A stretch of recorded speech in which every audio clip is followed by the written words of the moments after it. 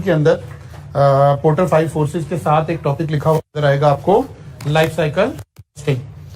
और बड़ा अहम हो सकता है आपकी इस अटेम्प्ट के हवाले से ये टॉपिक, क्योंकि पोर्टर में से पिछली दफा सवाल का कुछ एरिया एग्जाम में टच हुआ है, तो इस चैप्टर में से जो ज्यादा एरिया फिर टच हो सकता है, जहां पे वो थ्योरेटिकली कुछ चीजों को डेवलप कर सकता है, वो यही टॉपिक है।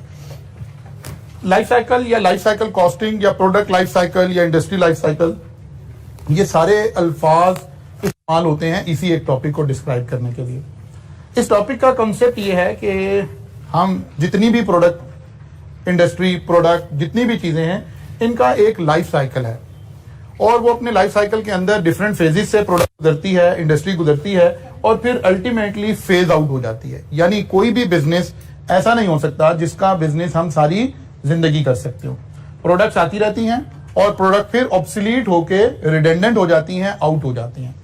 इसी तरह से हमारे सिलेबस में इसको प्रोडक्ट के हवाले से ज्यादा पढ़ा जा रहा है, लेकिन टॉपिक ये इंडस्ट्री के हवाले से भी ऐसे ही है कि इसी तरह एक इंडस्ट्री का फेज आता है, वो इंडस्ट्री बहुत ज्यादा बूम में जाती है, फिर अल्टीमेटली डिक्लाइन में जाकर फेज आउट हो जाती है, मार्केट से आउट हो जाती है।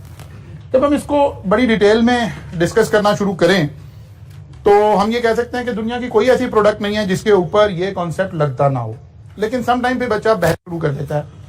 वो कहता है, उसका जहन कह रहा होता है कि नहीं नहीं ऐसा नहीं है कि हर प्रोडक्ट की लाइफ साइकिल है। वो कहता है नहीं नहीं सर, फलां चीज तो बहुत अरसे से है और उसे लग रहा होता है इसकी कोई लाइफ नहीं है, क्योंकि उसने अपनी जिंदगी में उसे चेंज होते हुए नहीं देखा होता। अदरवाइज हर चीज की लाइफ है, कुछ चीजों की लाइफ स्पैन बड़ा है। मतलब कोई ऐसी प्रोडक्ट हो सकती है जिसका लाइफ स्पैन 100 साल का हो, वो हमें फील आ रही होगी कि अच्छा यार इसकी तो कोई लाइफ नहीं है। नहीं, लाइफ है, शायद 100 ईयर्स है। लेकिन जो हमारे दौर की चीजें हैं, मसलन हमें अपने मोबाइल की, लैपटॉप की, इलेक्ट्रॉनिक्स की, इन सारी चीजों की लाइफ साइकिल फौरन समझ आएगी कि यस, एक मोबाइल दुनिया का बेहतरीन मोबाइल भी है तो उसकी एक लाइफ है, उसके बाद वो फेज आउट हो जाएगा, वो बिल्कुल पुराना हो जाएगा। एक वक्त का जो बिल्कुल लेटेस्ट टेलीविजन होगा, जो बिल्कुल लेटेस्ट कोई इलेक्ट्रॉनिक्स की चीज होगी, आने वाले वक्त में बिल्कुल रिडेंडेंट हो जाएगी, बेकार हो जाएगी। तो हमें कुछ चीजों पर ये बात फौरन से समझ आएगी और कुछ चीजों में हमारा दिमाग शायद उलझ रहा होगा कि यार नहीं नहीं ऐसा नहीं है। तो इसलिए हम मेजॉरिटी ऑफ द प्रोडक्ट को ध्यान में रख के टाइम बचा लेते हैं। अदरवाइज हम अगर चाहें तो दुनिया की किसी भी प्रोडक्ट की एग्जांपल लेकर हम ये साबित कर सकते हैं कि नहीं, इसकी भी प्रोडक्ट चेंज हो रही है। मसलन जब दुनिया में पहला इंसान आए होंगे, हमारे ईमान के मुताबिक हजरत आदम अलैहिस्सलाम इस दुनिया में तशरीफ लाए, तो उन्होंने आकर पानी पिया होगा। यकीनन इस दुनिया में आकर इंसान के जिंदा रहने के लिए पानी एक बड़ी अहम जरूरत है। पानी हम आज भी पी रहे, तो क्या इसकी कोई लाइफ नहीं थी? बहुत हर 2-3 साल के बाद, 4 साल के बाद पानी अपनी शक्ल बदल रहा है। एक वक्त था आप कहीं से भी पानी पी लेते थे। अगर पिछले 10 साल की मैं बात आपसे करूं तो 10 साल के अंदर कितनी लाइफ चेंज हुई है। 10 साल पहले आप बिल्कुल टैप वाटर पी लेते थे, कोई प्रॉब्लम नहीं थी, हमें लगता था कि जो टैप में वाटर आ रहा है ड्रिंकिंग वाटर आ रहा है। फिर कॉन्सेप्ट आया कि नहीं नहीं यार ये वाटर ठीक नहीं है, तो आपके घरों में वो छोटे छोटे फिल्ट्रेशन लगने शुरू हो गई, प्यूरिफिकेशन लगनी शुरू हो गई। फिर पता चला यार नहीं, खाली फिल्ट्रेशन का तो मतलब है हमने उसे एक किस्म का छान लिया है, तो उसमें कुछ इंप्योरिटीज तो रिमूव हो गई हैं, लेकिन कुछ इंप्योरिटीज रिमूव नहीं हुई हैं। इसके अंदर तो जरासीम भी थे, बैक्टीरिया भी था। तो फिर उन्हीं के साथ वो लैंप लगने शुरू हो गए, अल्ट्रावायलेट लाइट लगनी शुरू हो गई, ताकि जर्म्स को भी किल किया जा सके। फिर कोई 2 साल 3 साल गुजरे तो पता चला यार नहीं नहीं, खाली मसला इंप्योरिटीज का नहीं है, कुछ चीजें पानी में सॉल्व हो गई हुई हैं, कुछ हैवी मेटल्स पानी में पाए जा रहे हैं। जब हम जमीन से ही निकाल रहे हैं वो डिजोल्व हुए हैं।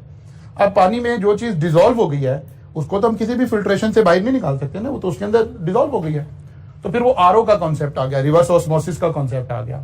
तो पता चला पानी को आरओ किए बगैर इस्तेमाल नहीं किया जा सकता। ये 3-4 लाइफ तो मैं पानी की आपको पिछले 10 साल की सुना रहा हूं।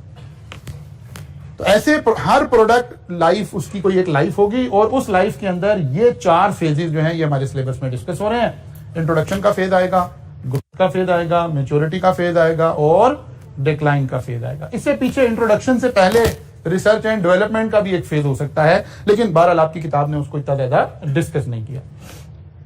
इसके बाद बुक डिस्कस करना चाह रही है, सिलेबस डिस्कस करना चाह रहा है कि हर फेज है क्या और इस फेज में हमें किन बातों की तरफ तवज्जो देने की जरूरत है या क्या डिफरेंट बातें इस फेज के अंदर हो रही होंगी। मसलन इंट्रोडक्शन फेज के बारे में क्या लिखा हुआ है, during this stage of product life cycle there is some sales demand but total sales are low. जाहिर है जब हम प्रोडक्ट को, एक नई प्रोडक्ट को इंट्रोड्यूस करेंगे मार्केट में, तो सेल तो शुरू में बिल्कुल लो होगी और हमें इन्वेस्टमेंट करनी पड़ रही होगी, क्योंकि अभी हम निकल कर आए होंगे कहां से, R&D के अंदर से, रिसर्च एंड डेवलपमेंट के फेज के अंदर से। तो हाई इन्वेस्टमेंट होगी लेकिन सेल अभी, अच्छा जी, हम कह रहे हैं कि सेल लो होगी। इंट्रोडक्शन के फेज की एक सिम्टम, एक अलामत सेल लो होगी। इन्वेस्टमेंट कॉस्ट आपकी हाई होगी। स्टार्टअप कॉस्ट वेरी हाई होगी क्योंकि अभी तो आपने बिजनेस को शुरू किया है। हाई कॉस्ट पर कस्टमर आ रही होगी क्योंकि जो फिक्स ओवरहेड्स हैं वो थोड़े से कस्टमर को चार्ज हो रहे होंगे। अगर आप एब्जॉर्प्शन कॉस्टिंग यूज कर रहे हैं तो हमारी कॉस्ट पर कस्टमर निकालेंगे तो ऑब्वियसली बहुत ज्यादा आ रही होगी शुरू में तो। और जो इनोवेटिव कस्टमर है सिर्फ वही अट्रैक्ट होंगे। यानी यहां ये बात हम डिस्कस कर रहे हैं कि जो कस्टमर है उसके बिहेवियर दो तरह के हैं। कुछ लोग इनोवेटिव हैं, वो प्रोडक्ट को अर्ली स्टेज में ट्राई करना चाहते हैं, और कुछ प्रोडक्ट लोग हैं वो थोड़े से एवर्स नेचर के हैं, रिस्क एवर्स नेचर के हैं। वो कह रहे भाई नई नई प्रोडक्ट आई है, अब लोग इस्तेमाल करें, कोई रिव्यू सामने आए, कोई देखेंगे क्या होगा, फिर उसके बाद लेंगे, ऐसे ही हम पागल हैं इतने पैसे लगा दें। तो ये बैरियर है जनरल पब्लिक के लिए, ज्यादातर लोग ऐसे होंगे। लेकिन जो हाई इनकम वाले लोग हैं, जो जरा थोड़े से इनोवेटिव लोग हैं, जो थोड़े खुद से मॉडर्न हैं या टेक्नोलॉजिकली हैं, या एक बिहेवियर है उनका, वो चाहते हैं चीज मैं जब यूज कर रहा हूँ जब इंट्रोड्यूस हुई है। वो गाड़ी भी उसी वक्त खरीद रहे होंगे जब इंट्रोड्यूस हुई होगी, वो मोबाइल भी उसी वक्त ले रहे होंगे, हर चीज में वो ऐसे कोशिश करेंगे अगर अफोर्ड करते होंगे तो यही वाले कस्टमर होंगे जनरली इंट्रोडक्शन फेज के अंदर। फिर एक फायदा ही होगा कि कंपटीशन या तो होगा ही नहीं, आप ही लीड कर रहे होंगे। जाहिर है कोई एक कंपनी तो आई होगी ना जिसने बिल्कुल ही मोनोपोली एंजॉय की होगी कुछ दिन, और यहां अगर होंगे भी तो बहुत थोड़े से होंगे। ये 4-5 अहम पॉइंट हैं हमारे फेज नंबर 1 के, जिसे हम क्या कह रहे हैं, इंट्रोडक्शन का फेज कह रहे हैं। अच्छा, जैसे ही प्रोडक्ट इंट्रोड्यूस होने लगती है तो एक कहीं लिख लें कॉपी के ऊपर या इसी स्लाइड के ऊपर, तो एक अहम बात, हम प्राइसिंग स्ट्रेटजी भी डिफाइन कर सकते हैं। कंपनी के इस स्टेज पर लेने का एक अहम काम यह भी है कि वो प्राइसिंग स्ट्रेटजी डिफाइन करे कि what should be the price of the product. आपके पास दो ऑप्शन आ जाएंगी। One is called market penetration, and second is called market skimming. Market penetration means low price high volume, and market skimming means high price low volume. तो introduction phase में अगर तो आप लीड कर रहे हैं, आप ऐसी प्रोडक्ट लेकर आए हैं जो मार्केट में अवेलेबल नहीं है, तो ये एक यूनिक अपॉर्चुनिटी आपके पास कुछ अरसे के लिए कि आप मार्केट स्कीमिंग पे चले जाएं, हाई प्राइस रखें शुरू में। जब कंपेटिटर एंटर होगा वो आपको कंपीट करने की वजह से प्राइस लो करेगा, आप भी कर देंगे। तो कुछ ये जो हाई कॉस्ट आ रही थी, इन्वेस्टमेंट आ रही थी, स्टार्टअप कॉस्ट आ रही थी, ये कुछ टाइम आपको मिला है, यू कैन यूटिलाइज इट। ठीक है ना, आप इस टाइम को एंजॉय कर लें, बजाय इसके कि एक नई प्रोडक्ट लाकर अगर आप लीड कर रहे हैं और आप शुरू में ही मार्केट पेनिट्रेशन पर आ जाएं, कर सकते हैं आप ऐसा। लेकिन नॉर्मली रिकमेंडेड स्ट्रेटजी क्या होगी कि जो टाइम अवेलेबल है, हमारी मोनोपोली है, प्रोडक्ट किसी के पास अवेलेबल नहीं है, तो व्हाई नॉट हम इसे हाई प्राइस से शुरू करते हैं। और आप इलेक्ट्रॉनिक्स की सारी मार्केट के अंदर ये प्राइसिंग स्ट्रेटजी देख रहे होते हैं। जब 3D टेलीविजन आने शुरू हुए तो शुरू में बिल्कुल हाईएस्ट प्राइस पर आने शुरू हुए, फिर जब सब कंपनीज के आ गए तो प्राइस नीचे आना शुरू हो गई। जी, मार्केट पेनिट्रेशन का मतलब होता है set a low price and get high demand, और मार्केट स्कीमिंग की स्ट्रेटजी इसके रिवर्स है, set a high price low volume. लेकिन ऑब्वियसली ये जो सेकंड ऑप्शन है मार्केट स्कीमिंग है, ये आप हर सिचुएशन में नहीं कर सकते। जैसे ही कंपेटिटर आता है हम कहते हैं कि एक्चुअली आपने प्राइस डिफाइन नहीं करने, prices are determined by the market now.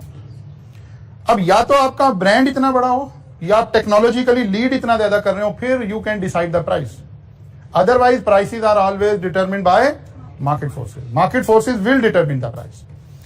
तो ये दो बातें भी हम यहां डिस्कस करेंगे। अच्छा जी, फिर आ गया सेकंड फेज, आ गया ग्रोथ फेज आ गया। अब ग्रोथ फेज का मतलब है सेल बढ़ना शुरू हो गई है, मार्केट को ये चीज की अवेयरनेस भी आ गई है, प्लस थोड़ी सी ये चीज मार्केट में मकबूल भी हो गई है, इंट्रोड्यूस भी हो गई है, डाइजेस्ट भी हो गई है।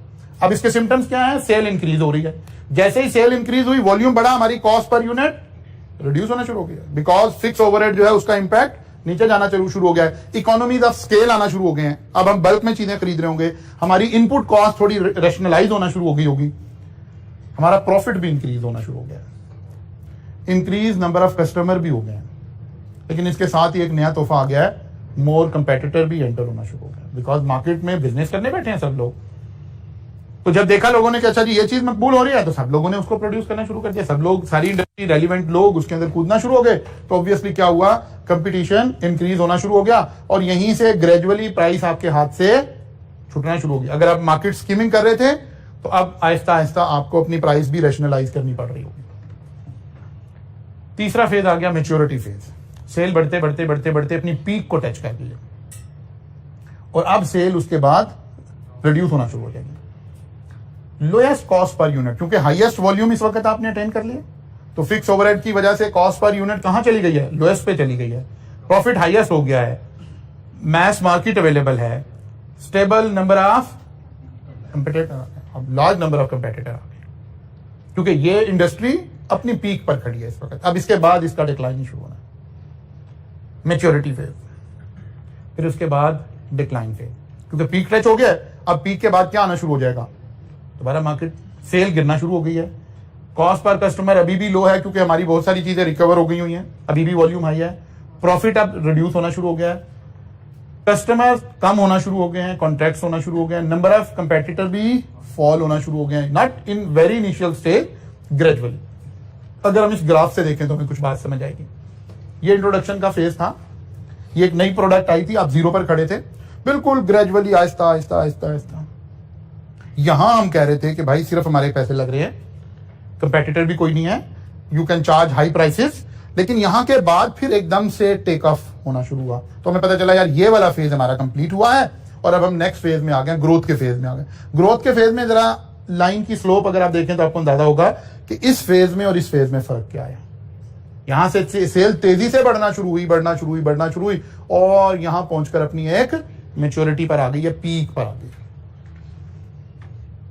ठीक है, जैसे ही पीक पर आई, हमने कहा ये मार्केट क्या हो गई है? सैचुरेशन का शिकार हो गई है, मैक्सिमम इसने अपना टच कर लिया है। अब ग्रेजुअली आहिस्ता आहिस्ता ये नीचे रिड्यूस होगी होगी होगी और अल्टीमेटली हमें अपनी प्रोडक्ट को क्या करना पड़ेगा? डिसकंटिन्यू करना पड़ेगा। अब यहां सारी फिलॉसफी जो कस्टमर बिहेवियर और बिजनेस डिसीजन मेकिंग यहां फॉल करती है। अक्सर हम धोखा कहां खा जाते हैं? जब हम यहां खड़े होते हैं ना, यहां हम धोखा खा जाते हैं। हमें लग रहा होता है यार हमने मैक्सिमम अचीव कर लिया, अब इसमें डिक्लाइन नहीं आ सकता, इतनी बड़ी कस्टमर बेस हो गई है, इतना बड़ा ये कुछ हो गया है। लेकिन हम ये भूल जाते हैं समटाइम, बहुत सारी कंपनी दुनिया में इसकी एग्जांपल्स मौजूद हैं जो ये भूल गई हैं कि नहीं नहीं ये इस प्रोडक्ट का पीक आ गया, कंपनी का पीक नहीं है। अगर आप प्रोडक्ट से जुड़े रहेंगे तो असल में तो प्रोडक्ट ने फेज आउट होना था, लेकिन अगर आप अपनी ही प्रोडक्ट से जुड़े रहे तो फिर कंपनी भी फेज आउट हो जाएगी। बहुत सारी कंपनी की एग्जांपल हम इससे पहले भी समटाइम क्लास में डिस्कस कर चुके हैं, नोकिया की एग्जांपल हमने डिस्कस की और बहुत सारे लोगों की एग्जांपल। वो कहते फिर करना क्या चाहिए? अब हमने कुछ बिजनेस स्ट्रेटजीज पढ़नी है कि यार इन सारे फेजेस के अंदर हमें कहां कहां क्या स्ट्रेटजी लगाने की जरूरत है। सबसे पहली बात तो ये, यहां पर सबसे अहम बात प्राइसिंग स्ट्रेटजीज है। इंट्रोडक्शन के फेज में आपके पास वही दो बातें हैं कि यू हैव टू डिसाइड कि मार्केट पेनिट्रेशन से स्टार्ट ले लें या मार्केट स्कीमिंग से स्टार्ट लें। मार्केट पेनिट्रेशन का फायदा क्या होगा? कंपेटिटर एनकरेज ही नहीं होगा, आप एक रीजनेबल प्रॉफिट कमा रहे हैं। मार्केट पेनिट्रेशन मींस आप सुपर नॉर्मल प्रॉफिट नहीं कमा रहे हैं, तो लोगों को बहुत ज्यादा अट्रैक्शन नहीं क्रिएट हो रही। कंपेटिटर आएंगे सही, लेकिन सब लोग कूद के नहीं आ जाएंगे, क्योंकि बिजनेस में हर एक को पता है यार ये चीज 10 रुपए की है और ये 100 रुपए की बेच रहे हैं, यार इतना प्रॉफिट। वो कहते हैं यही काम हम भी शुरू करते हैं, यही काम हम भी शुरू। अब करते करते करते 10 रुपए की चीज थी तो इसने 15 रुपए पर ही पहुंचना है। लेकिन अगर आपने ही शुरू में 15 रुपए रख दिए तो वो सारे भाग के नहीं आ रहे हैं, आहिस्ता आहिस्ता आ रहे हैं। अगर आ भी रहे हैं तो ग्रेजुअली आ रहे हैं, तो कंपटीशन उतना क्रिएट नहीं होगा। आपका super normal profit, high profit हमेशा कंपेटिटर को दावत दे रहा होता है कि यार आप भी कूद हैं इसके अंदर।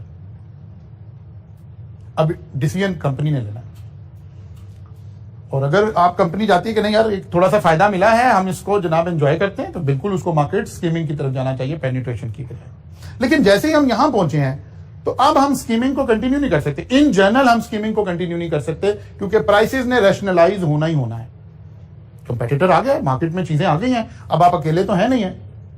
हाँ, या तो आप लीड कर रहे हो, कोई कंपेटिटिव एडवांटेज हो आपके पास, भले वो आपके ब्रांड का ही एडवांटेज हो, फिर भी आप अपनी प्राइस पे स्टेगनेंट हो सकते हैं, अपनी प्राइस को कंटिन्यू रख सकते हैं। लेकिन अगर ऐसा नहीं है तो फिर ऐसा नहीं हो सकेगा। यहां फेयर प्राइसेस होना शुरू हो जाएंगी, कंपटीशन शुरू हो गया, फेयर प्राइसेस होना शुरू हो जाएगी, आपके हाथ से प्राइस वाली गेम निकल जाए।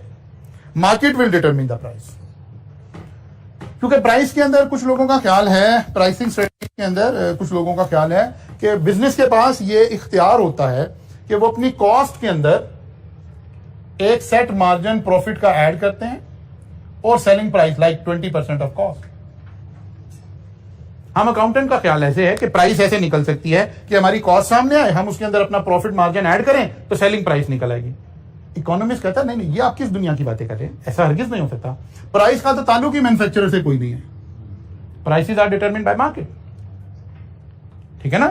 तो एक टॉपिक आपके यहाँ पढ़ाया नहीं जाता, वो टारगेट कॉस्टिंग है, शायद पता नहीं कॉस्ट में आ गया कि नहीं आ गया, नई वाली कॉस्ट में आ गया ना। तो वहां हम क्या करते हैं, रिवर्स इंजीनियरिंग करते हैं कि पहले निकालते हैं ये प्रोडक्ट 120 रुपए की बिक रही है, तो मुझे क्योंकि 20 रुपए प्रॉफिट चाहिए, इसका मतलब है मेरे पास 100 रुपए का बजट है, मैंने इसके अंदर बनानी है, कैसे बनानी है, ठीक है ना। असल में टारगेट कॉस्टिंग का जो कॉन्सेप्ट है ये इकोनॉमिस्ट वाला कॉन्सेप्ट है कि sale price will be determined by the market, आप उसके मुताबिक खुद को अलाइन करेंगे। जबकि हम जो अकाउंटेंट होते हैं वो सम टाइम ऐसे सोच रहे होते हैं कि नहीं यार कॉस्ट में प्रॉफिट ऐड करेंगे, इसका मतलब है आप तो भी मार्केट स्कीमिंग की सोच रहे हैं। यहां तो आपकी मोनोपोली होना जरूरी है, या फ्यू कंपेटिटर होना जरूरी है, या फिर आपका ब्रांड इतना बड़ा हो कि आपको यार ठीक है सब लोग बेच रहे हैं, मैं तो नहीं बेच रहा हूं, आपके पास कोई कंपेटिटिव एडवांटेज हो, कोई ब्रांडिंग हो, कोई प्रोडक्ट डिफरेंशिएशन हो, किसी एक चीज की वजह से आप प्राइस ऐसे चार्ज कर सकते हैं। Otherwise prices are determined by market, ये मार्केट फोर्सेज हैं जो प्राइसेस को क्या कर रही होंगी, डिटरमिन कर रही होंगी। जी आप कुछ पूछ रहे हैं जी। शेक आउट का मतलब यही है कि यहां से फिर स्लोप चेंज हुई है, यहां से, यानी जब भी हम किसी फेज को क्रॉस कर रहे हैं तो हम यहां से उसका कोई एक नाम रख रहे हैं। यहां इस पॉइंट का नाम है टेक ऑफ, इस पॉइंट का नाम है शेक आउट, और ये पॉइंट भी इसका एक नाम है, यहां मैंने लिखा नहीं है, और ये मेरा ख्याल है डेक्लाइन आउट या समथिंग लाइक इस तरह। सिलेबस ने इसको टच नहीं किया, सिलेबस में वो 2 पॉइंट भी टच नहीं किए हुए, किताब ने आपकी टच नहीं किए हुए। जी जी, गवर्नमेंट असल में उसको हम फिर कह देते हैं, इस जो ऐसी इंडस्ट्री होती है ना उसको हम कह देते हैं हाईली रेगुलेटेड इंडस्ट्री है। जैसे हमारी ऑयल मार्केटिंग कंपनी है तो हम कहते हैं कि NEPRA will determine the price, ठीक है ना।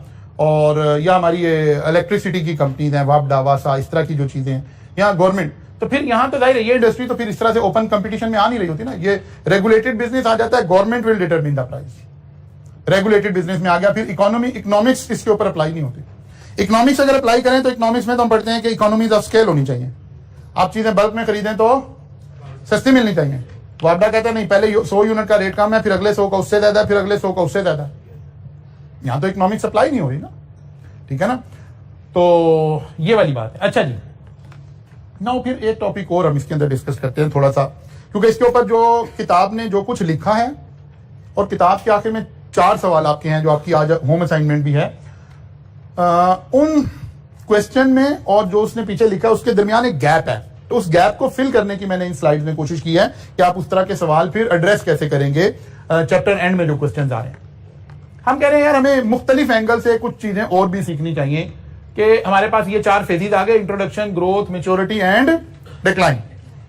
डिमांड के एंगल से हम अगर गुफ्तगू करें कि इन चारों फेजेज में डिमांड के एंगल से क्या चेंज आ रही है, तो इंट्रोडक्शन के फेज में अगर हम देखें तो लिमिटेड डिमांड है, हाई इनकम है, यानी हाई इनकम के लोग ही डिमांड कर रहे हैं चीजें, और एक टर्म हम इस्तेमाल करते हैं एवेंट ग्रेड। इसका मतलब होता है ये उन्हीं लोगों को के लिए हम टर्म यूज करते हैं कि जो लोग टेक्नोलॉजी कॉन्शियस हैं, जो लीड करना चाहते हैं। वैसे तो ये आर्मी की एक टर्म है कि ये उस आर्मी के लिए यूज की जाती है जो लीड कर रही हो, यानी प्रोडक्ट को अर्ली स्टेज में अडॉप्ट कर लेती हो, लेकिन इसको प्रोडक्ट के लिए भी मार्केटिंग में हम इसे यूज करते हैं। ग्रोथ में डिमांड रैपिडली इंक्रीज हो जाती है और मार्केट पेनिट्रेशन शुरू हो जाती है। मैच्योरिटी फेज में मैस मार्केट है, और एक अहम काम यह भी हो जाता है कि कस्टमर को नॉलेज आ जाता है प्रोडक्ट का। शुरू में तो कस्टमर को इतना प्रोडक्ट का भी नहीं पता होता, ठीक है ना, और कस्टमर क्योंकि large number of competitor enter हो गए हैं तो प्राइस सेंसिटिव भी हो जाता है, जो कीमत कम करता है उसकी तरफ चला जाता है। शुरू में ऐसा नहीं था, शुरू में तो कंपेटिटर थे ही नहीं या बहुत कम थे, कस्टमर को खुद भी बहुत ज्यादा नॉलेज नहीं था, वो भी प्रोडक्ट को इतना जानता भी नहीं था। और फिर डिक्लाइन शेप पे तो कस्टमर और डिमांड जो है वो रह नहीं जाती है, बल्कि आप बड़ी मुश्किल से, अगर आपके पास कोई स्टॉक पड़ा हुआ होता है तो यहां आपको डिसाइड करना पड़ता है कि यार कैसे मैं एक काम करूं कि मेरा जो इस वक्त इन्वेंट्री पड़ी ये कैसे मैंने निकालनी है। तो इस फेज की अलग से हम स्ट्रेटजीज डिस्कस करते हैं कि फिर इस फेज को हम कैसे, हमारी कोशिश होती है कि ये वाला जो मैच्योरिटी का फेज जब डिक्लाइन में कन्वर्ट हुआ है ना, तो इस फेज को यहां सेटल करने की कोशिश करें। और यहां की पॉलिसीज डिपेंड कर रही होती हैं 2 चीजों के ऊपर। नंबर 1, अच्छा इस सारे कॉन्सेप्ट का एक वो है, एक फिलॉसफी ये है कि कंपनी ने क्या करना है, अपनी ही प्रोडक्ट को अपनी ही प्रोडक्ट से रिप्लेस करते चले जा रहे हैं। अब मोबाइल इंडस्ट्री जो कि हर वक्त जिसके साथ आप ज्यादा वक्त गुजारते हैं, माँ बाप के साथ और किताबों के साथ तो नहीं गुजारते ना, वक्त ज्यादातर आपका मोबाइल के साथ गुजरता है, तो उसी से समझें इस बात को। एक कंपनी क्या करती है, उसका जो बेस्ट सेलिंग मोबाइल इस वक्त है वो अपना ही सेकंड मोबाइल लॉन्च करके इसको कंपटीशन दे देती है। क्यों कर रही होती है ऐसा? बिकॉज कंपनी को पता चलता है कि मेरा जो बेस्ट सेलिंग मोबाइल है ना, उसने अपना सैचुरेशन लेवल टच कर लिया हुआ है। अब अगर मैं अपनी प्रोडक्ट को खुद कंपीट नहीं करूंगा तो मार्केट की कोई और कंपनी आके मेरी प्रोडक्ट को कंपीट करेगी। जी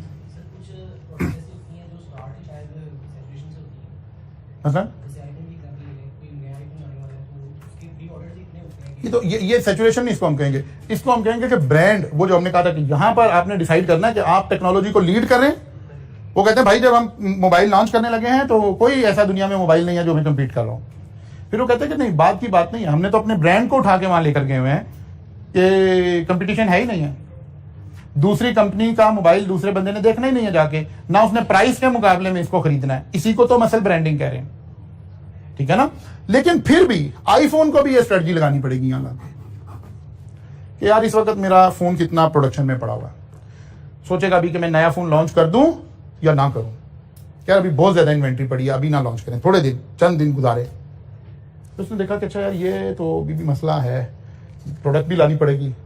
तो उसने आखिरी फेज में जाके क्या किया, तो उसने कहा जी नॉर्मली तो हम 1 साल की वारंटी दे रहे थे, अब हम 18 महीने की वारंटी दे रहे हैं। अब हम साथ में ये वाली प्रोडक्ट भी, बंडल प्रोडक्ट कोई ऑफर करनी शुरू कर दी। या ये बड़ी कंपनी तो ऐसे कर रही होंगी, अपनी कोई प्रोडक्ट डालकर आपको करेंगे, वारंटी एक्सटेंड करके करेंगे। जो जरा दरमियानी कंपनीज हैं जो थोड़ा सा कस्टमर को मैनिपुलेट भी कर सकती हैं, वो समटाइम पैकिंग चेंज कर देंगे और आपको शो करवाएंगे कि जैसे कोई नई प्रोडक्ट आ गई है। प्रोडक्ट नई आई नहीं होगी, जस्ट पैकिंग चेंज करके, कोई रैपिंग चेंज करके, कोई और काम करके। यहां हम अपनी इन्वेंट्री को मैनेज कर रहे हैं, नंबर 1। नंबर 2, हम फौरन, हमारी नजर है कि यार हमारी नई प्रोडक्ट कितने दिन में आ सकती है। हम कहते हैं यार हमारा R&D डिपार्टमेंट हमें बता रहा है कि यार अभी तो 45 दिन लगेंगे भाई। बन गई है प्रोडक्ट, हम उसकी प्रोडक्शन कर रहे हैं, लॉन्च करने से पहले दायरे हमारे पास एक इन्वेंट्री लेवल होना चाहिए। अब हम 45 डेज गुजार रहे हैं, कैसे गुजारने हैं? हमने पैकिंग चेंज कर दी है, हमने वारंटी बढ़ा दी है, हमने कोई और काम कर दिया, हमने थोड़ी प्राइस रिड्यूस कर दी है ताकि हमारी इन्वेंट्री भी मैनेज हो जाए और हमारी नई लॉन्च भी आ जाए। लेकिन अल्टीमेटली हमने अपनी ही प्रोडक्ट से लड़वा के खत्म कर देना। और फिर एक वक्त आना है, हमने डिसाइड करना है कि यार ये मार्केट से हमने प्रोडक्ट क्या कर दिया है, उठा लिया, खत्म कर दिया, जीरो कर दिया।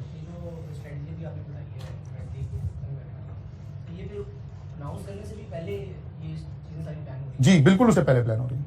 एक्चुअली हम तो अपनी सेल का ग्राफ बनाकर ना, कंपनी अपनी सेल का ग्राफ बनाकर कंटिन्यूसली वॉच कर रही है कि प्रोडक्ट कौन जा रही है। उसके पास अपना हिस्टोरिकल डाटा भी अवेलेबल है, उसके पास इंडस्ट्री का नॉलेज भी अवेलेबल है, उसके पास दुनिया का ट्रेंड भी अवेलेबल है, बहुत सारी चीजें ना जिससे हमने सीखना है।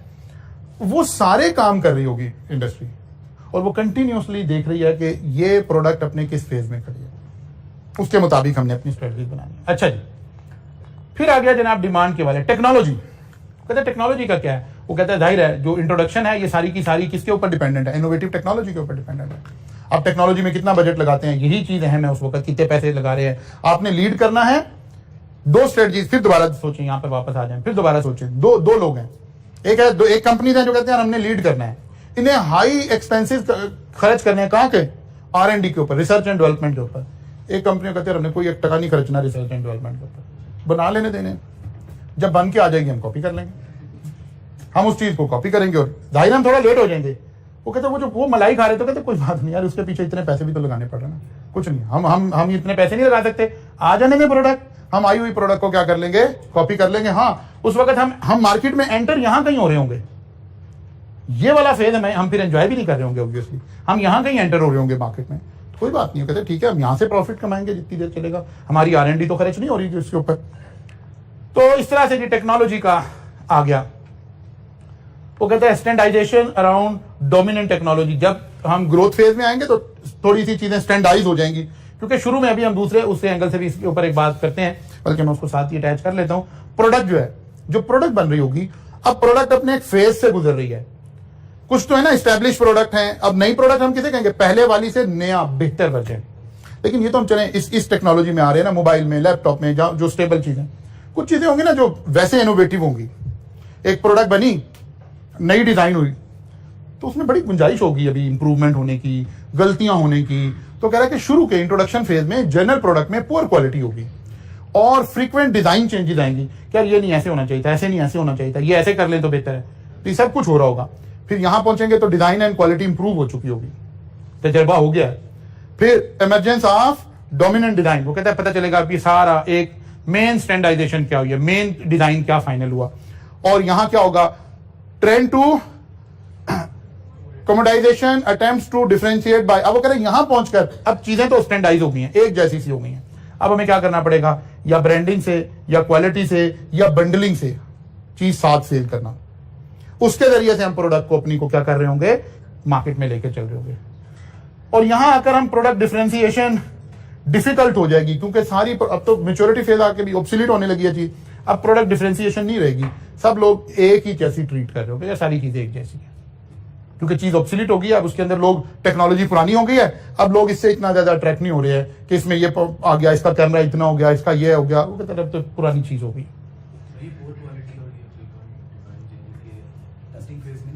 नहीं, टेस्टिंग में नहीं आ गया, लॉन्च होके जब हम प्रोडक्ट लॉन्च करेंगे। मसलन आप ऐसे सोचिए, मैं इसकी एग्जांपल आपको ऐसे देता हूँ।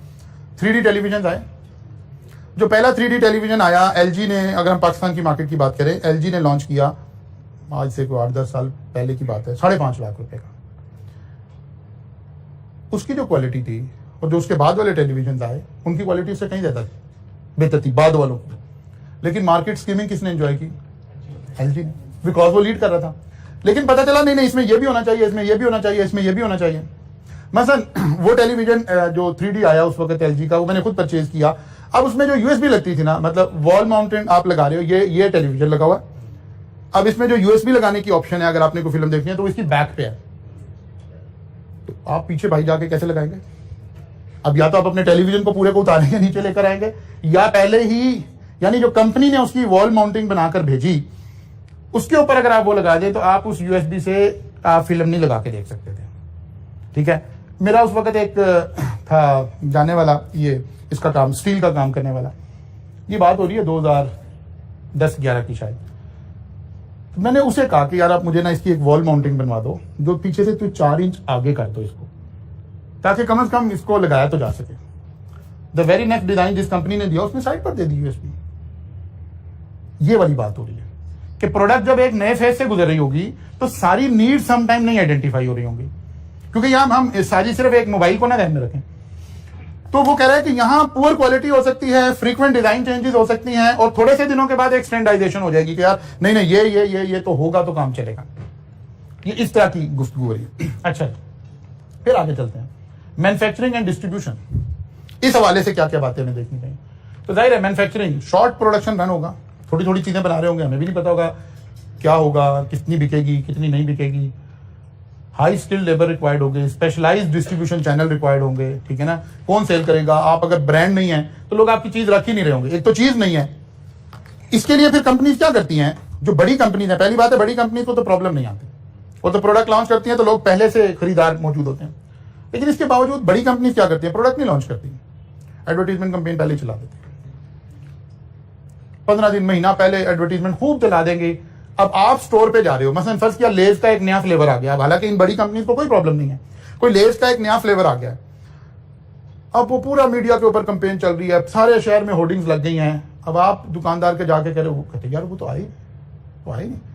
अब उसके पास सैकड़ों कस्टमर आ रहे हैं, पूछ रहे हैं। अब जब डिस्ट्रीब्यूटर आएगा ना लेज वाला, तो वो नहीं पूछेगा कि आपने लेज रखना है, दुकानदार पहले ही कह रहा होगा यार भाई वो वाली सप्लाई लाओ, दुकानदार तो मांगी जा रहे हैं। रिवर्स में जनरेट कर लेंगे चीजों को। तो वो कह रहे हैं कि आपको स्पेशलाइज जरा चलाना पड़ेगा फिर सारा को डिस्ट्रीब्यूशन। लेकिन अगर आप इस बड़ा ब्रांड नहीं है तो आप प्रोडक्ट लेके जाएंगे, लोग तो कहेंगे नहीं हमने रखनी नहीं है, तो ये एक प्रॉब्लम आएगी आपको। फिर जैसे ग्रोथ आएगी तो आपकी कैपेसिटी शॉर्टेज होनी शुरू हो जाएगी, क्योंकि ज्यादा प्रोडक्ट इसमें आ गई है और इस तरह के काम है, और कंपटीशन आना शुरू हो जाएगा, डिस्ट्रीब्यूशन चैनल में भी कंपटीशन आना शुरू हो जाएगा। फिर ओवर कैपेसिटी, मेच्योरिटी फेज में आपकी कैपेसिटी फुली ऑक्यूपाई हो जाएगी। तो ये सारे हमें मैन्युफैक्चरिंग से रिलेटेड बातें करनी पड़ेगी। फिर अगर हम कहें कि सक्सेस किस पे डिपेंड करे, अच्छा कंपेटिटर की भी बात है, शुरू में तो होंगे ही नहीं या फ्यू होंगे, फिर कंपेटिटर एंटर होना शुरू हो जाएंगे। फिर जब मेच्योरिटी फेज आएगा तो प्राइस कंपटीशन शुरू हो जाएगा, और जब डिक्लाइन आएगा तो प्राइस वॉर शुरू हो जाएगी। प्राइस वॉर का मतलब है अब हम अपनी कॉस्ट से भी नीचे चीज सेल करने के लिए तैयार हो गए, बिकॉज हमें पता है हमारी नई प्रोडक्ट आ रही है, उसमें से हम सारा मार्जिन निकाल लेंगे और असल में ये लाइफ साइकिल कॉस्टिंग का ये कॉन्सेप्ट, क्योंकि कॉस्टिंग मुझे नजर नहीं आई इसमें हमारी किताब के अंदर, ना किसी सवाल के अंदर, ना किसी उसके अंदर। इस कॉन्सेप्ट का इस थीम का एक थीम और भी है। जब हम यूके के कोर्सेज पढ़ाते हैं तो उसके अंदर ये थीम, ये वाली बात भी डिस्कस हो रही होती है कि एक्चुअली आपने क्या करना है, आपने एक बजटिंग करनी है, ठीक है ना। अब जो शख्स इंडस्ट्री में है, उसके पास इंडस्ट्री का नॉलेज है, वो ये सारी स्ट्रेटजीज लगाएगा। वो देखेगा कि यार मैं कितने यूनिट इंट्रोडक्शन फेज में बेचूंगा इन जनरल, कितने यहां आएंगे, कितने यहां आएंगे, कितने यहां आएंगे, what will be the price at this level. हो सकता है मैंने मार्केट स्कीमिंग की हो, फिर थोड़ा कंपटीशन आया तो थोड़ी सी प्राइस कम की, फिर और कंपटीशन आया तो फिर और प्राइस कम की, फिर और कंपटीशन आया तो और कम की। अब यहां से आपने एक अपने जहन में ना एक एवरेज प्राइस निकाल लिया। अब आप हर डिसीजन अपनी उस एवरेज प्राइस को सामने लेके रख रहे हो। लाइफ, इसीलिए इस कॉन्सेप्ट का नाम क्या है, लाइफ साइकिल कॉस्टिंग। क्या आप पूरी लाइफ साइकिल की कॉस्ट निकाल के फिर प्रोडक्ट की प्रॉफिटेबिलिटी चेक करें। अगर आप यहीं खड़े इस एरिया का प्रॉफिट एंड लॉस अकाउंट बनाएंगे तो आप तो लॉस में खड़े हैं, इस एरिया का प्रॉफिट एंड लॉस अकाउंट बनाएंगे तो अगेन लॉस आ गया है। तो कह रहा कोई बात नहीं, कोई लॉस नहीं आया। ओवरऑल साइकिल को देखें, ओवरऑल एवरेज प्राइसेस को देखें कि ओवरऑल क्या प्राइस चल रही थी। ये बिल्कुल ऐसे ही है कि जैसे हमारे कंट्री के अंदर चिकन की प्राइसेस डेली चेंज होती हैं, ठीक है ना, लेकिन चिकन की प्रोडक्ट की प्राइसेस डेली चेंज नहीं होती। पिज्जा की प्राइस रोजाना शाम को नई नहीं है, शवारमा की प्राइस नई नहीं है, जिंगर की प्राइस नई नहीं है, चिकन कढ़ाई की प्राइस नई नहीं है। तो ये कैसे चल रहे हैं लोग। हो सकता है इनमें से भाई बहुत सारे लोग तो अनपढ़ हो, लेकिन उन्हें बिजनेस सेंस है। दे रैशनलाइज कि यार नहीं, चिकन महंगा भी हो जाता है, सस्ता भी हो जाता है, ऑन एवरेज हमें ये प्राइस पड़ रही है और हमने मार्जिन में पहले ही इतनी गुंजाइश रखी हुई है कि थोड़ी सी चिकन की कोई प्राइस में चेंज आई है तो हमें फौरन इमीडिएटली चेंज करने की जरूरत नहीं होती। मतलब केएनएन इन सबको चिकन सप्लाई कर रहा होता है। केएनएन अपनी प्राइस रोज चेंज नहीं करता, मार्केट की प्राइस डेली चेंज हो रही होती है। केएनएन हफ्ते में पेट्रोल की तरह इस वीक की प्राइसेस को देखता रहता है और एक एवरेज प्राइस अगले वीक के लिए निकाल देता है। फिर अगला वीक वही प्राइस चलती रहती है, फिर उससे अगले, फिर उससे अगले। ये जितने रेस्टोरेंट्स को चिकन सप्लाई हो रहा है फ्रॉम केएनएन और समथिंग लाइक इस तरह की कंपनी से, ये इस तरह चल रही है। असल में कॉस्टिंग के एंगल से भी ये कॉन्सेप्ट है, लेकिन ये कॉन्सेप्ट बहरहाल हमें हमारी किताब में नजर नहीं आता, ना किसी सवाल में नजर आता। जी आप कुछ पूछ रहे हैं।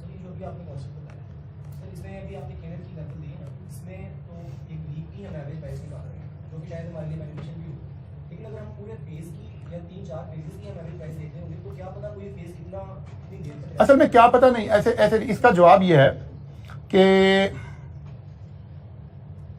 आप मुझे ये बताइए कि ये जो फोन इस वक्त कोई भी एक फोन XYZ एक मोबाइल है, एक मोबाइल आज लॉन्च हुआ है किसी एक कंपनी का। आज क्या डेट है जी?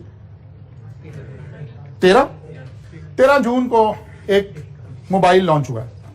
क्या हम अंदाजा लगा सकते हैं कि इस मोबाइल की लाइफ कितनी होगी? हाँ, मतलब इसकी लाइफ, इसकी ये वाली लाइफ साइकिल वाली लाइफ कितनी होगी? क्या हम कोई एक हल्का सा अंदाजा लगा सकते हैं? 1 साल, 1.25 साल, 1.5 साल, ऐसे ही है। ओके, हम कहते हैं 1.5 साल इसकी लाइफ है। क्या हमारे में से कोई बंदा मोबाइल का बिजनेस करता है? कोई भी नहीं करता। आप करते हैं? अच्छा, कोई बंदा अगर मोबाइल का बिजनेस नहीं करता तो हम एक एस्टिमेट लगा पा रहे हैं। अब एक बंदा है, वो उसकी दुकान हफीज सेंटर में है, वो मोबाइल का सेलर है, ट्रेडिंग कर रहा है, उसका अंदाजा हमारे से बेहतर होगा, डेफिनेटली हमारे से बेहतर होगा। अब एक बंदा मोबाइल का, उसका अंदाजा हफीज सेंटर वाले से बेहतर होगा। एक बंदा मोबाइल का मैन्युफैक्चरर होगा, उसका अंदाजा उससे भी बेहतर होगा। एक बंदा उस मोबाइल इंडस्ट्री का कंसल्टेंट होगा, ये काम उसने करना है। आप समझ आइए? तो वो एक, जिसे हम कहते हैं ना, एक रिलायबल एस्टिमेट अवेलेबल होगा।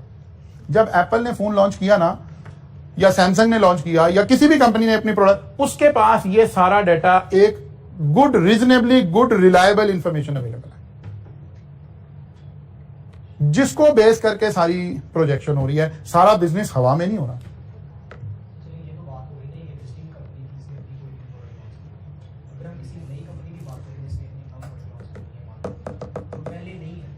ठीक हो गया?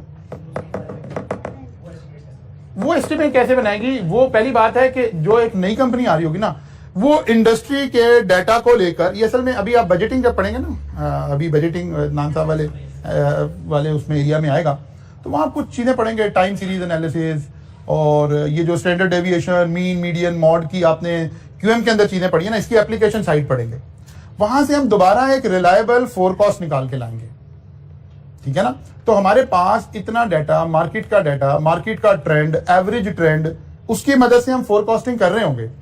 जब भी कोई नई इंडस्ट्री लगती है तो एक फिजिबिलिटी पर आती है ना, वो इतने पैसे हम फिजिबिलिटी पे क्यों खर्च करते हैं? बिकॉज जो लोग इसके कंसल्टेंट हैं, जो लोग इस नॉलेज को जानते हैं, वो आपको एक रीजनेबली गुड रिलायबल डाटा देंगे जिसकी बेस पर आप डिसीजन मेकिंग ले रहे होंगे। अच्छा जी, तो ये हमें कुछ थोड़ी सी बातें समझ आ गई। फिर वो कहते हैं कि की सक्सेस फैक्टर क्या है इंट्रोडक्शन के फेज में। वो कहते हैं सबसे ज्यादा इंट्रोडक्शन फेज में आपकी सक्सेस डिपेंड करती है कि आपकी कितनी इनोवेटिव प्रोडक्ट है, कितनी जिद्दत उसमें लेके आए हैं, और फिर आपकी कंपनी का जो इमेज है वो कितना क्रेडिबल है। और जो क्रेडिबल होगा तो क्या होगा, लोग बिलीव कर रहे होंगे कि अच्छा फलां कंपनी ने किया तो प्रोडक्ट ठीक ही होगी, रिलायबल होगी, ले लेनी चाहिए। फिर वो कहता है कि जो ग्रोथ में आपको अपनी ब्रांड बिल्डिंग के ऊपर फोकस करना चाहिए, फास्ट प्रोडक्ट डेवलपमेंट करनी चाहिए। डेवलपमेंट उसी सेंस में देखें कि क्योंकि प्रोडक्ट के डिजाइन चेंज हो रहे थे और प्रोडक्ट साथ साथ इवॉल्व भी हो रही थी, और अपने प्रोसेसेस के अंदर इनोवेशन लेकर आनी चाहिए। जो भी बिजनेस प्रोसेसेस हैं उसके अंदर कोई ना कोई इनोवेशन लेकर आनी चाहिए। जब आप लीड करना चाह रहे हैं, भले वो कोई बिल्कुल सिंपल सादा सी प्रोडक्ट है, लेकिन उस इंडस्ट्री में एक नया कंपेटिटर आता है, वो अपने बिजनेस प्रोसेसेस को थोड़ी सी इनोवेशन ले आता है। मसलन प्रीवियसली फास्ट फूड इंडस्ट्री के अंदर जो किचन था वो बैक पे था, कुछ कंपेटिटर आया, उन्होंने कहा यार ये ओपन किचन है, देखिए हम अंदर क्या कर रहे हैं, कोई प्रॉब्लम ही नहीं है। फिर और उससे बेहतर कंपेटिटर आए, पिज्जा के अंदर लोग आए, उन्होंने कहा ये पिज्जा आपके सामने बन रहा है, सब कुछ आपके सामने हो रहा है। ये क्या हो रहा है, हमने अपने प्रोसेसेस के अंदर इनोवेशन लेकर आ रहे हैं और अपने कस्टमर को क्या कर रहे हैं, अट्रैक्ट कर रहे हैं। भले वो बाद दफा एक बिल्कुल माइनर एक डॉट होगा प्रोसेस के अंदर, लेकिन वो उस वक्त लोगों को इतना क्लिक होगा, वो कहेंगे यार कमाल नहीं कर दिया इस बंदे ने, ये तो जबरदस्त काम हो गया। मतलब मैं अगर आपको रिकॉल करवाऊं, 2008 में मैं यूएई गया हुआ, मेरे भाई वहां होते थे उस वक्त, अब तो खैर वो इंग्लैंड चले गए। तो यूएई के अंदर हम गए, तो अब हम फैमिली के साथ है, उसकी फैमिली भी साथ है, मेरी फैमिली भी साथ है, हम एक बीच पर गए। अब उस बीच के ऊपर जाहिर है इंसान एक बीच पे जा रहा है, फैमिली के साथ जा रहा है, तो घूमने फिरने जा रहा है। अब हमें सबको भूख लगी हुई है, वहां एक पिज्जा हट है, हमने देखा तो रश लगा हुआ है, जाहिर है एक ही, वो इतनी ज्यादा शॉप्स नहीं है। तो उसने क्या किया, उसने हमारा ऑर्डर लेकर हमें एक टोकन दे दिया। उसने कहा जी आप जाइए, आप फिर इसके ऊपर बेल आ जाएगी, जब आपका ऑर्डर तैयार हो जाएगा तो आप आके रिसीव कर लें। अब ये कोई इतनी बड़ी बात नहीं थी, लेकिन उस जगह 2008 में ये चीज ऐसे फील हो रही थी कि यार इस बंदे ने कमाल कर दिया। आप इनोवेशन समटाइम्स सिर्फ इतनी सी बात भी इनोवेशन हो सकती है कि आप कस्टमर की उस वक्त की नीड को कैसे आइडेंटिफाई कर सकते हैं और उसमें आप कैसे असिस्ट कर सकते हैं कि जो उस वक्त कस्टमर चाह रहा है। वो कह रहा है ये चीजें आपको ग्रोथ के फेज के अंदर ज्यादा होगा। मैच्योरिटी फेज आई तो आपके ध्यान में होना चाहिए, अब टफ कंपटीशन शुरू हो गया। वो कह रहा है आप जीत इस पर डिपेंडेंट है कि आपकी कॉस्ट एफिशिएंसी कितनी है और इकोनॉमीज ऑफ स्केल की एफिशिएंसी कितनी है, आप कितनी चीजें बल्क में खरीद रहे हैं, कितनी अपनी कॉस्ट मैनेज कर पा रहे हैं, ये चीजें आपके पास एवरेजली आ रहे होंगे। और डिक्लाइन होगा तो आपके ओवरहेड्स अगर कम है तो आप प्रोडक्ट को कैरी कर सकेंगे, थोड़े दिन और भी चला सकेंगे। लेकिन अगर ओवरहेड्स बहुत ज्यादा है तो फिर आप मुश्किल में होंगे, सेल कम हो रही है, प्रोडक्ट बिक नहीं रही है, तो इस वक्त आपको अपने ओवरहेड्स के ऊपर रैशनलाइज करना चाहिए, रिड्यूस करना चाहिए। तो ये बहुत सारे सवालों के जवाब आपको यहां से मिलेंगे। फिर इसके बाद दो बातें और आ रही हैं, ये आप पढ़ लेंगे, मैंने सारे को इसको कोशिश की है कि एक्सप्लेन बीच में कर दिया है। प्रमोशन स्ट्रेटजीज, यानी सेल प्रमोशन अगर हमने करनी है तो इंट्रोडक्शन के फेज पर हमें क्या करना पड़ेगा। वो कह रहे हैं आपको कस्टमर को एजुकेट करें क्योंकि नई प्रोडक्ट आई है, और कोई एनकरेज करें, कोई ट्रायल रन, जैसे ये मोबाइल कंपनीज करती हैं कि किसी शॉप पर मोबाइल उन्होंने रखे होते हैं, कस्टमर जा रहे हैं, यूज कर रहे हैं। जो गाड़ियां हैं वो आपके बड़े लीडिंग जो व्हीकल मैन्युफैक्चरर भी है, जैसे MG गाड़ी आई तो इन्होंने एम्पोरियम के अंदर भी और इसके अंदर भी, ये जो दूसरा पैकेजेस मॉल था इसके अंदर भी इन्होंने ड्राइव का इंतजाम किया हुआ था। वहां गाड़ियां खड़ी हुई थी, लोग जा रहे हैं और गाड़ी को देख रहे हैं, सारा कुछ कर रहे हैं। ये क्या कर रहे हैं, एनकरेज ट्रायल कर रहे हैं। कोई फास्ट फूड का रेस्टोरेंट खुला है, उसको चाहिए एनकरेज ट्रायल करे ताकि लोग एक दफा टेस्ट करें, देखें। और secure distribution in leading retail outlet, सबसे अहम बात कि क्या लीडिंग रिटेल, अगर रिटेल से रिलेटेड चीज है, क्या वो आपकी चीजें रखेंगे कि नहीं रखेंगे। उनके साथ एग्रीमेंट करें कि यार आप प्रोडक्ट हमारी रख लें, उनको वहां पैसा खर्च करें ताकि ये सारे काम आप अपनी सेल को प्रमोट कर सकते हो। किस फेज पर, इंट्रोडक्शन के फेज पर। फिर ग्रोथ के स्टेज पर हमने क्या काम करने हैं, फिर इसी तरह से मैच्योरिटी की स्टेज पर क्या करना है और डिक्लाइन की स्टेज पर क्या करना है। फिर इसी तरह से एक काम ये करके आपने 4 क्वेश्चन हैं, थ्योरेटिकल है सारे के सारे, कोई न्यूमेरिक नहीं है, उनको आपने अटेम्प्ट करने की कोशिश करना है चैप्टर एंड पर। ठीक है, अगर कोई प्रॉब्लम आएगी तो फिर हम उसे डिस्कस करेंगे। वैसे अभी सारे काम के बाद इंशाल्लाह उसमें कोई प्रॉब्लम आपको आ नहीं रही होगी। मैंने एक टेस्ट आपको सेंड किया था जो आप लोगों ने सबमिट करवाना था। कल टेस्ट सबमिट होगा, अगर आपने किसी ने नहीं सॉल्व किया हुआ तो उसको सॉल्व करके सबमिट करवा दें। ठीक है, और इस वीक में आपका रूटीन में टेस्ट हो रहा होगा हमारा इसी एरिया का। पोर्टर 5 फोर्सेस पढ़ चुके होंगे हम, पेस्टल पढ़ चुके होंगे हम, और ये वाला टॉपिक भी उसमें शामिल होगा। इन टॉपिक का जो फ्राइडे है इस वक्त इस दफा हमारा टेस्ट हो रहा होगा। कल मुलाकात होगी इंशाल्लाह, यहां से आगे चलेंगे।